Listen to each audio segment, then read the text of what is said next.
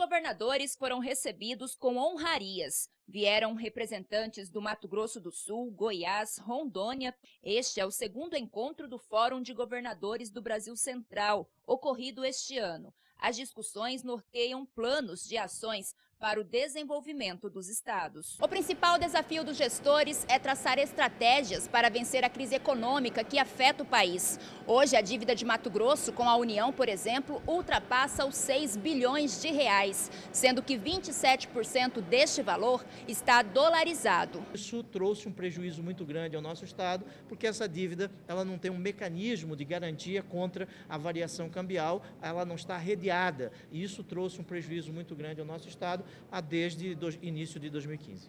Para manter o desenvolvimento em meio à crise financeira, o estado de Mato Grosso aposta em um plano de ação para equilibrar a máquina pública.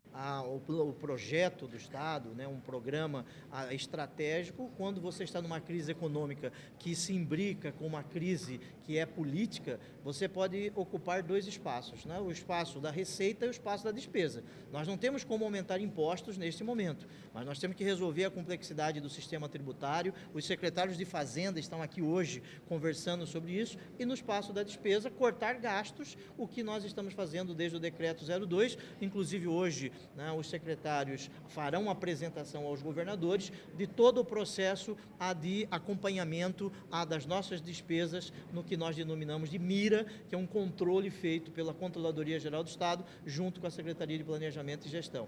Você precisa fazer as obrigações, as funções que são típicas do Estado. Todos os estados estão passando por isso. A necessidade de pagar em dia a folha de pagamento é um dos desafios que nós estamos tendo que superá-los. Os 26 estados brasileiros e o Distrito Federal juntos já saldaram cerca de 93 bilhões de reais da dívida pública, renegociaram 300 bilhões e ainda possuem um saldo devedor de cerca de 560 bilhões de reais.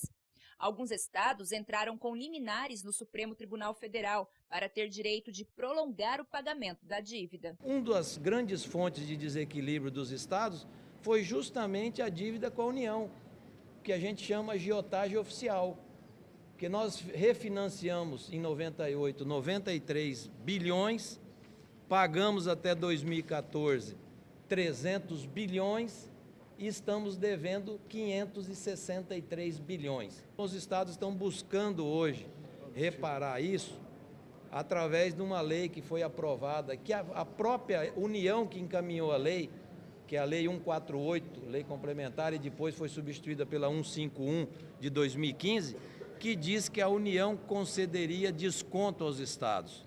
O evento também serviu como troca de experiências entre os gestores. Planos de trabalhos e negócios foram estudados em forma de parcerias futuras. Essa comunhão, essa proximidade, essa troca importantíssima entre nós todos é muito importante. Um ajudar o outro. É uma demonstração viva de que a federação pode ser uma federação colaborativa, importante, criando ideias novas, inclusive a melhoria da gestão.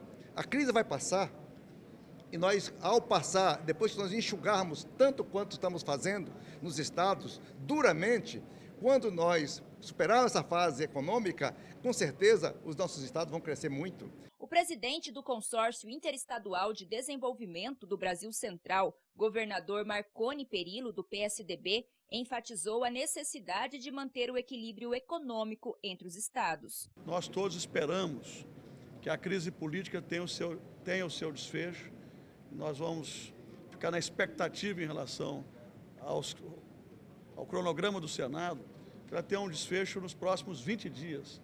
O Brasil não pode ficar parado. A Câmara não vota mais nada, a presidente já perdeu completamente as condições de governar por falta de apoio político.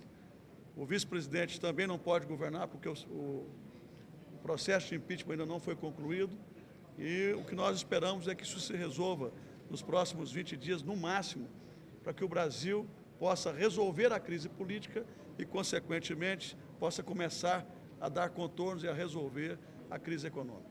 Diante da instabilidade econômica política em que o Brasil passa, a possibilidade de se concretizar o impeachment da presidente Dilma Rousseff, segundo o governador Pedro Taques, possibilitaria uma progressão da economia brasileira. Veja o que está acontecendo com o governo federal. Só de ser aprovada a admissibilidade na Câmara, o dólar caiu, a Bolsa subiu. Portanto, a atual administração não tem confiança do cidadão, não tem credibilidade. Eu penso que com o novo presidente, eu espero que isso ocorra, retoma-se a economia crescer. É lógico que não é uma panaceia, um remédio para todos os males. No entanto, aí você tem a fé, a confiança e a credibilidade.